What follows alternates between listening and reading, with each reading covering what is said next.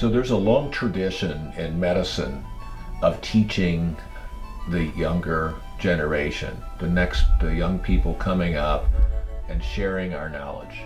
There's only so much you can learn in books and in articles about the practice of medicine, especially surgery, which is so hands-on and is so much a mechanical, cerebral thing, and hand-eye coordination and anatomic relationships, that the importance of it can't be overstated. It's just impossible. And I've taught for 12 years at UCSF residents and fellows and medical students, and the tradition, the long honored way of learning and going to med school is you finish med school after college after 4 years of training, and then you go into an internship. If you're in surgery, it's a general surgery internship, at least in most specialties. And then there's somewhere between, I think, a minimum of 4 and 7 years of post general surgery internship training. Some of my fellows are plastic surgery trained after their internship, and most of them are head and neck surgery trained. And they all come with the same idea, to specifically learn how to do facial plastic and reconstructive surgery. And part of it, the program here, is they learn how to do research also, which I think is an important part of advancing our understanding of the knowledge and science. And it's something I'm very proud of. It's something that I've done for 23 years now, 23 fellows we've had, the primary director over 15 of those years. And the fellows each year bring something new. They bring a lot of inquisitiveness, a lot of ideas, a lot of asking me or challenging me about how I make decisions, which I think is helpful.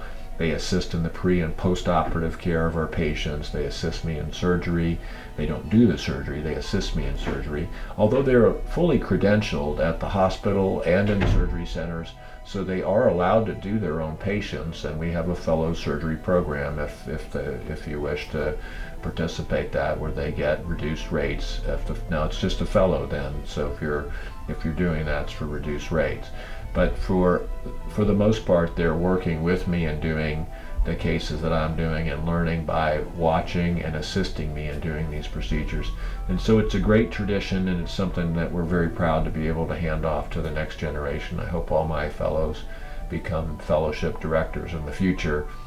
It's something that we can all be proud of passing on the knowledge to the next younger generation.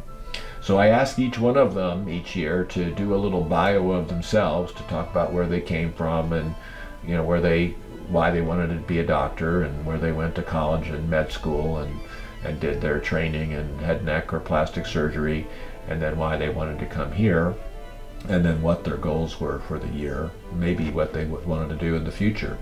There's always those things change over time.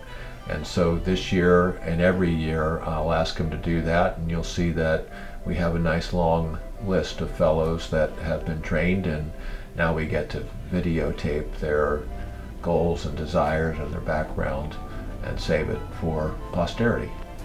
This is Dr. Maas, and here's my fellows.